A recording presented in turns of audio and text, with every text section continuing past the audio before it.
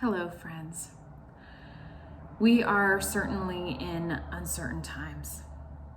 We have never lived through a global pandemic before. We've never lived through COVID-19 before.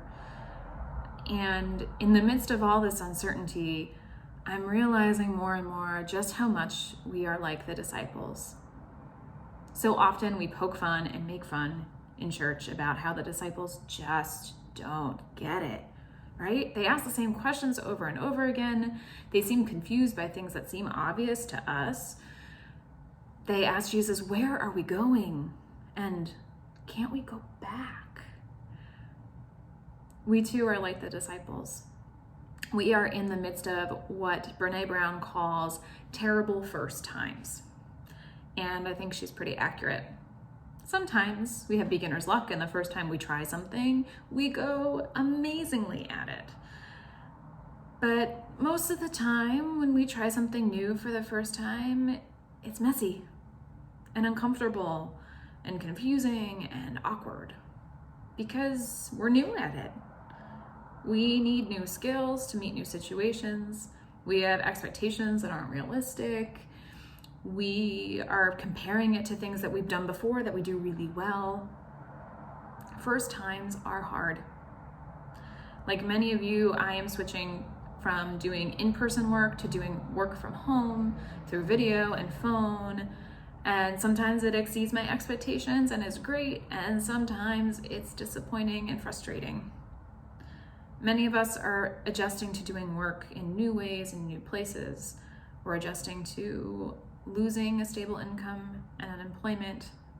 We're adjusting to having to be family in a new way. We're adjusting to feeling stuck inside.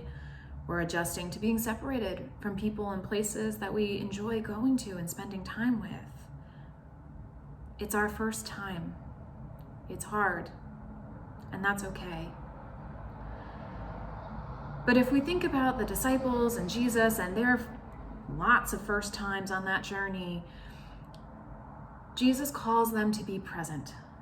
For every time that the disciples say, Jesus, which one of us is going to be at your right hand? For every time that the disciples say, can't we go back? Jesus urges them to be present, to focus on what's happening here and now, and to trust that God is with them, and to leave the past and the future to God to hold. And so today, my prayer is that you too can find new ways to be present, to be still and know that God is with you. Easier said than done, I know.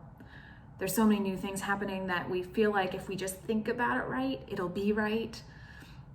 I get alerts on my phone and see things are changing every day, every hour, and it can be scary and frustrating and sad.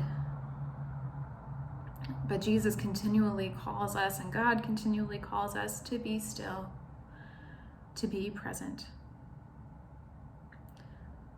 Sometimes we can't get there with our head because our head is just spinning out of control, trying to figure out all these new first things. So I commend to you and encourage you this week to try to be present in your body. To remember that we are embodied people. We were created in a body. We can't think our way out of this all the time. And so one of my favorite things to do for myself and with my clients is what's called progressive muscle relaxation. And you'll see 2 videos linked to this one. What progressive muscle relaxation does is help us return to our body, to listen to its signals about what's happening here and now, what our body feels, what our body needs, what we feel, and what we need. One video is a short video. It's aimed at kids, but I use it all the time for myself because I like the imagery of it. The other is 15 minutes and it moves a little slower, and it has some imagery on the screen that can help you visualize what we're doing. It may be awkward the first time you try it. All that progressive muscle relaxation really is tensing up the muscles and then releasing them. It forces us to remember what it's like to have relaxed muscles. Because sometimes we spend so much time in tension, we forget what it feels like to be relaxed, to trust that our body is safe, to trust that we are safe in this time, in this place. Because that's all we can know, what's happening in this time, in this place, and to know that God is on the journey with us.